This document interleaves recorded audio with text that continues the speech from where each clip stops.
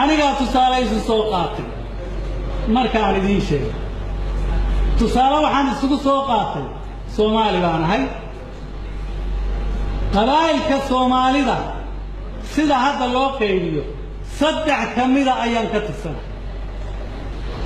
marka aabba laga hadlayo dir baan ahay dir kuma joogayo bal fiiriya ereygaah waan ka tegayaa isaaq waan tegayaa kuma joogaya isaaq ee waan ka tegayaa waxaan tegayaa habarwal kuma joogayo waan ka tegayaa waxaan tegayaa sacad muuse kuma joogayo wuu soconayaa ilaa aan ka tegayo bahada aan ka tirsanahay aabbahay dumarkii uu tagay kaas waxa weeye hooyo waxaan ahay daarood kuma joogayo daarood waxaan tegayaa kablalax kuma joogayo kablalax waxaan tegayaa absame kuma joogayo waxaan tegayaa jidwa kuma joogayo al-iskuul baan tegaya wuu soconayaa ilaa aan ka gaarayo bahda ay hooyaday tahay qabiilka saddexaan ay noqonayaa waa kaan xaaskaygu yahay waa hawiye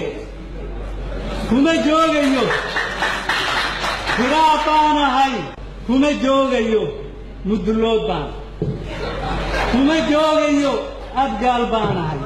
kuma joogayo wacbuudhan baan ahay wuu soconayaa ilaa xaaskaygu bahda ay ka tahay u ka tahay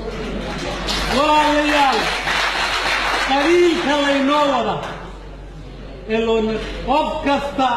oo Soomaali waa ila mid sidaas ayuu saddexdaa ugu qaybsanaya waxaan leeyahay uma baahnin federaal ee waxaan u baahanahay wax kale aan u baahanahay taalo iyo fargelin shisheeyana aan lahayn annaga hadda waxa weeye waa laynoo soo qoraa